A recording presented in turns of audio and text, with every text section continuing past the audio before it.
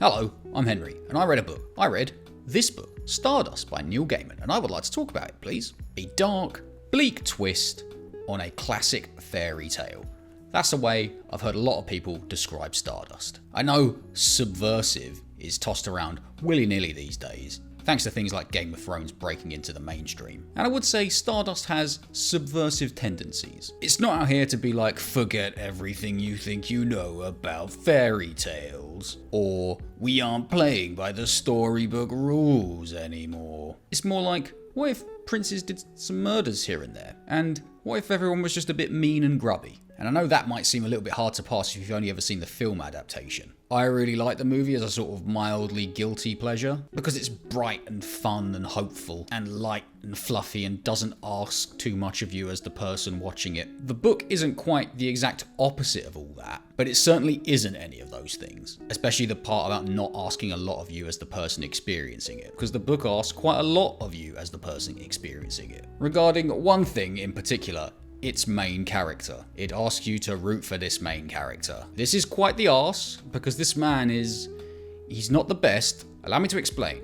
First though, mini review. Despite the tone of what I just said about liking the movie and the book doing things quite differently to the movie, and despite the main character who we will be getting to, I still really like this book. It's so well written. I know this isn't news to anyone, but Neil Gaiman he's pretty legit. His prose is this sort of absolutely perfect balance of magically descriptive without becoming flowery and over the top and annoying. His dialogue is dry and sharp and witty without being like 10 quips a second. And the creativity and the ideas and the weirdness on display here is something else. In terms of the plot, it's simple and complex at the same time. There are three main threads of the story that are separate for the majority of it, but intersect at points and culminate together. All three threads are working for the same goal and heading toward the same point. So this isn't a storm of swords with all kinds of madness happening in all kinds of different places. But the fact that there are three distinct ways the plot is travelling does make the whole thing feel sort of big and sprawling, despite the book itself being quite small.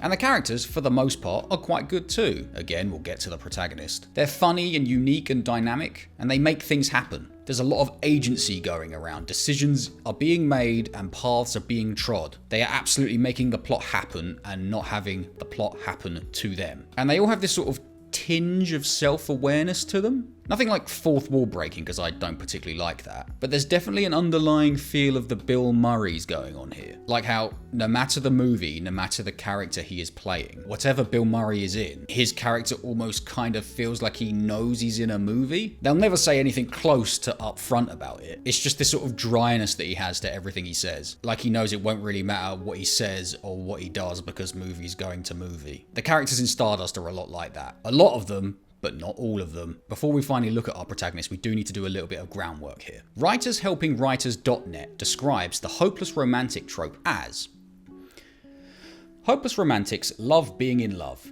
and are eternally optimistic in the quest to find their soulmate. When that quest is born from an unmet need or past wounding event, it can become all-consuming, prioritized above everything and everyone else. Now, if you've read Stardust, this should immediately be ringing some alarm bells. Actually, if you've read anything, this should be quite familiar. It's actually quite startling how many characters of this exact description show up in so many different places. The website goes on to list the common strengths and weaknesses of the characters that fall into this trope. And in a similar way to how one negative comment online has the same impact as 10 good ones, character weaknesses stand out far more than character strengths. The weaknesses of the hopeless romantic the website lists are as follows: addictive, flaky, gullible, impatient, impulsive, insecure, irrational, jealous, manipulative, melodramatic, needy, obsessive, oversensitive, possessive, self-indulgent, temperamental, weak-willed, and whiny. I think the only one I would query there is weak-willed, because I think you have to be a bit strong-willed to be those other things. But the rest of those traits are dead on. And a lot of the time, these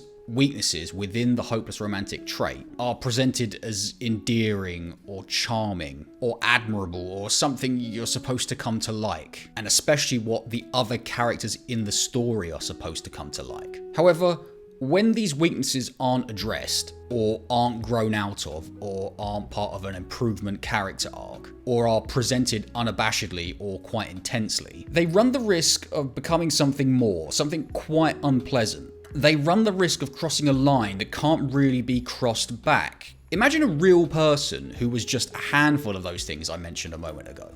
They'd be the worst. You wouldn't want to be friends with them, and if you were friends with them, there'd be a significant portion of your brain power going on worrying what they were doing at any given moment. If they were talking to anyone, if they were alone with anyone. You'd be like, please don't do anything that ends up on the news. They would be a creep, is what I'm saying. The protagonist of Stardust, as I mentioned a moment ago, falls right into that description of the hopeless romantic, and unfortunately has a lot of those weaknesses, which does, as the title of the video suggests, push them over the line from hopeless romantic to creepy weirdo. Now I should say right now that our protagonist does grow and change, and is less of a creepy weirdo at the end of the book than he is at the start. However, as I just said, once you cross that line, it is very difficult to cross it back. Once outed as a creepy weirdo, once certain actions have been taken and once certain things have been said, rooting for them in any way going forward becomes basically impossible even if they do change. Okay,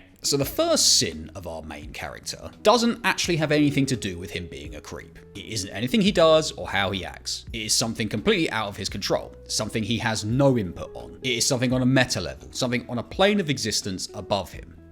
It is his name. Our protagonist is called Tristran Thorn. Now, as I think I've made it quite clear, I love Neil Gaiman. He is a creative genius, he is an outstanding author, and if there is any justice in the world, he will be a Knight of the Realm one day.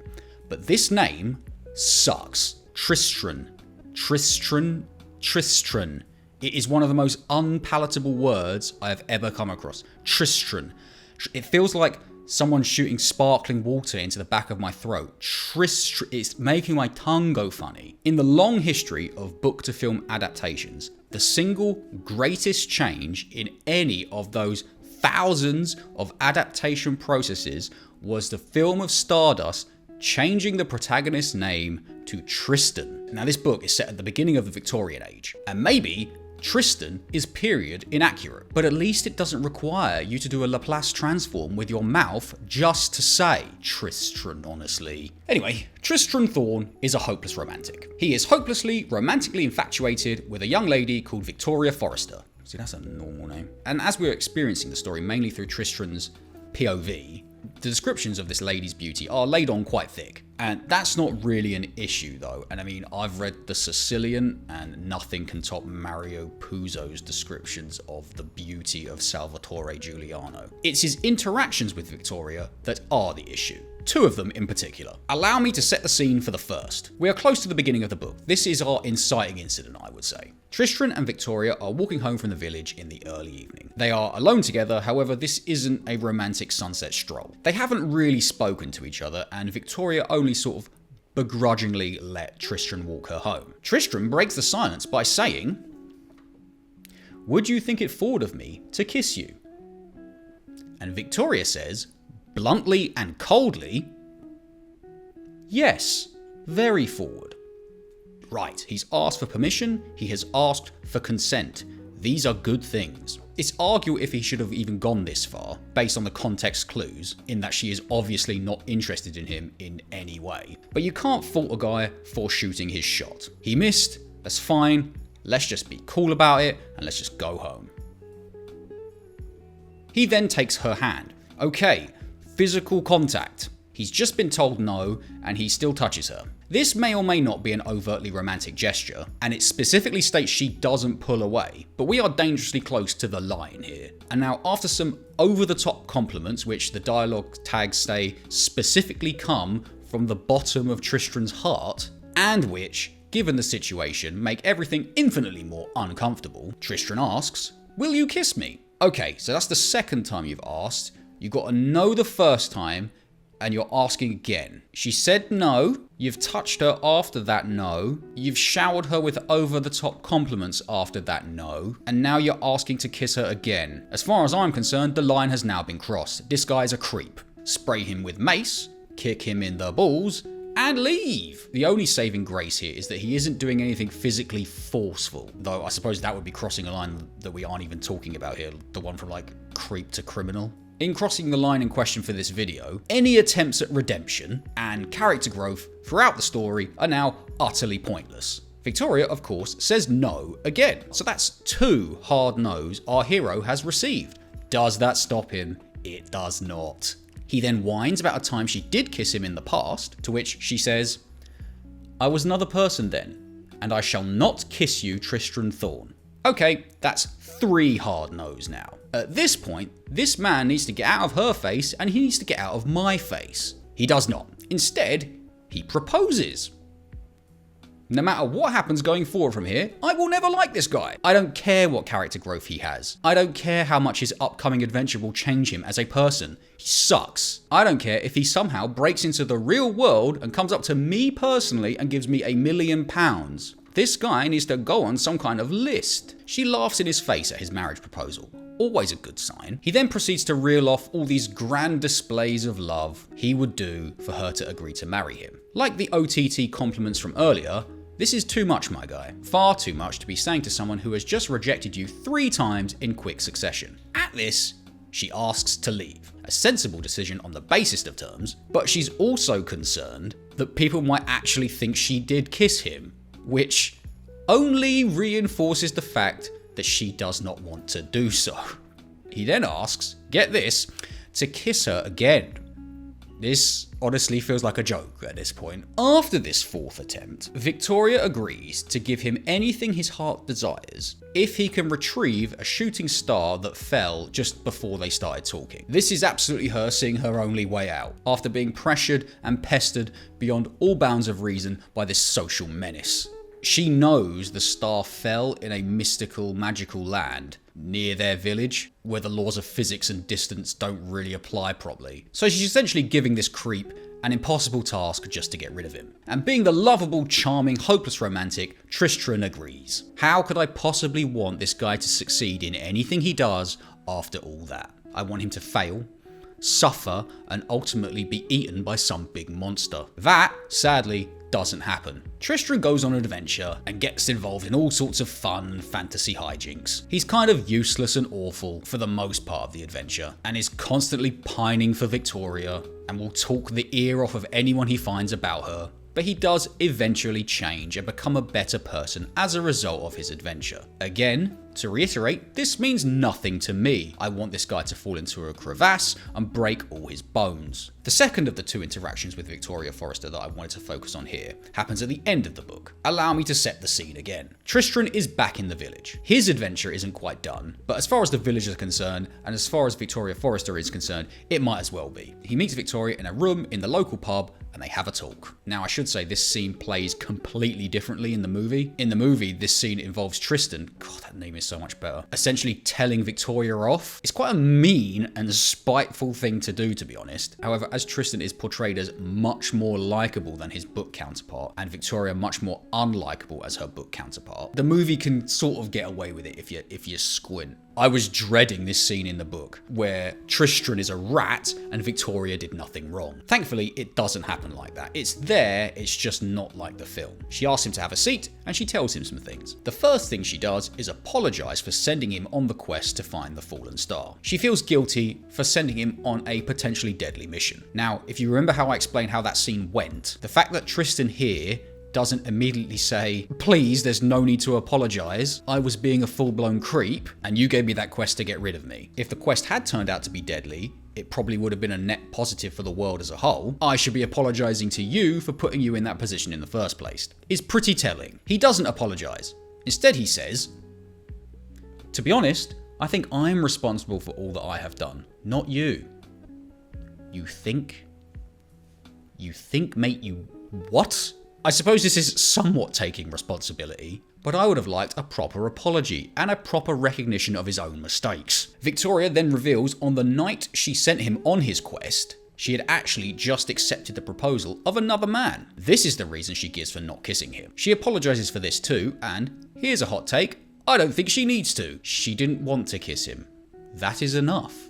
No further reason required. But hey, I'm not the apology police, and maybe I'm undermining her agency by questioning her own reasoning. And that's not something I want to be getting into. Victoria, however, is still willing to hold up her end of the bargain and give Tristan whatever his heart desires. And now we get some actual positive character growth from our man Tristran Thorn. He's okay with this turn of events and cashing in what his heart's desires. He wishes her and her fiancé well and hopes they have a happy marriage. This is obviously because over the course of the story he has fallen out of love with Victoria Forrester and has now fallen into love with the Star, who is also a person, I should probably say. But I feel like this scene should have played out a little differently, with Tristran showing a lot more ownership for his previous foulness, as I don't feel like he's been punished enough or suffered enough. He skips out of there all happy and in love with someone else, and I'm like, mate, I don't think you deserve this. I don't think you've earned this. The long and short of this is,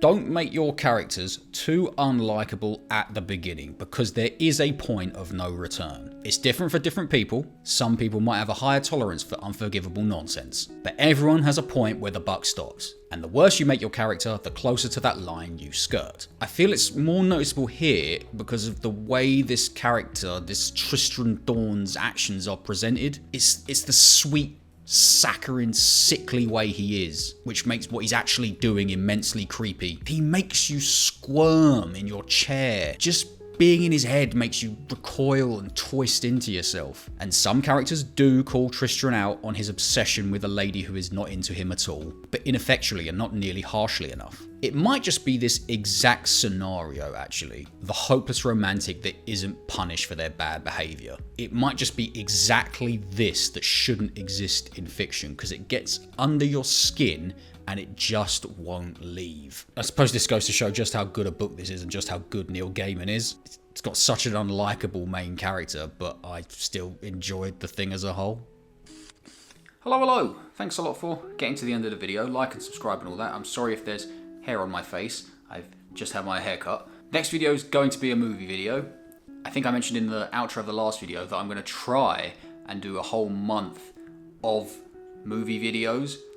So like 1, 2, 3, 4, back to back to back to back. I'm not going to kill myself to try and do that, but the movie ones don't take as long to make, so I think it might be possible. We'll see. If not, just stick a week of top trumps in there. Don't worry about it.